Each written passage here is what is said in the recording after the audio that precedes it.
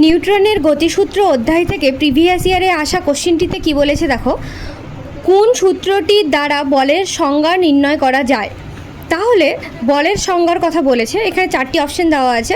প্রথম যদি আমরা আর্কিমিডিসের নীতি দেখি, আর্কিমিডিসের নীতি কি, আর বিজ্ঞানী আর্কিমিডিস বলেছিলেন, কি বলেছিলেন যে যদি কোনো একটি তরলের মধ্যে, এই গ্লাসের মধ্যে যদি একটা তরল থাকে, তরলের মধ্যে যদি কোনো একটা বস্তুকে আমরা ডুবিয়ে দিই, নিমজ্জিত করি, তাহলে এটা থেকে যে তরলটা বাইরে পড়ে যায় সেই তরলের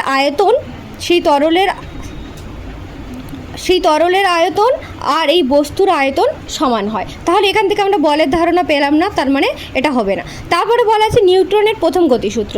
নিউটনের প্রথম গতিসূত্র থেকে আমরা কি পড়েছি যে কোনো বস্তুর উপর, যে কোনো একটা বস্তুর উপর যদি বস্তুটি স্থির হয়, বাইরে থেকে প্রযুক্ত বল প্রয়োগ না করলে, যদি আমরা বাইরে থেকে এর উপর বল প্রয়োগ না করি, বাইরে থেকে বল প্রয়োগ না করলে স্থির বস্তু স্থির থাকে, আর একটা গতিশীল বস্তু কি হয়, সব সময় সরল রেখা বরাবর চলতে থাকে সমবেগে, এটি বলেছে।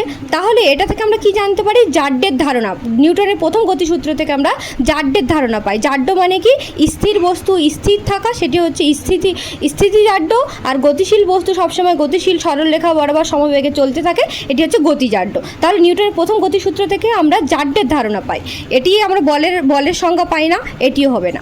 আপেক্ষিকতার সূত্রতে, যে সূত্র থেকে আমরা পাই সেটার ক্যালকুলেশন E=mc²।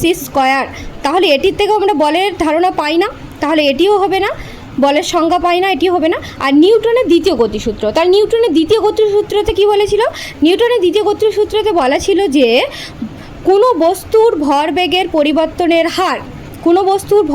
পরিবর্তনের হার ওই বস্তুর উপর প্রযুক্ত বলের সাথে সমানুপাতিক। তাহলে বস্তুর ভরবেগের পরিবর্তনের হার mv - mu/t, এই যে ভরবেগের পরিবর্তনের হার, এটি কি হয়, বস্তুর উপর প্রযুক্ত বল, যেটাকে আমরা F দিয়ে লিখি, বলের সাথে সমানুপাতিক হয় এটি। তাহলে এটা থেকেই আমরা বলের সংজ্ঞাটা পেয়ে থাকি। তার নিউটনের দ্বিতীয় গতিসূত্র থেকে আমরা বলের সংজ্ঞা পেয়ে থাকি। সঠিক উত্তর হয়ে যাবে অপশন এ।